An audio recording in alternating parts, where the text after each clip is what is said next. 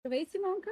Здравей! Какво правим днес в Варна? Правим дегустация на напитка на Видас, която е българска, като може да ви предложим листа от свиня, енергийна напитка, бялба с лимон, нар с ширен киньон и релаксираща напитка, като също имаме и натурален чай, който е лимон с мурсалски чай.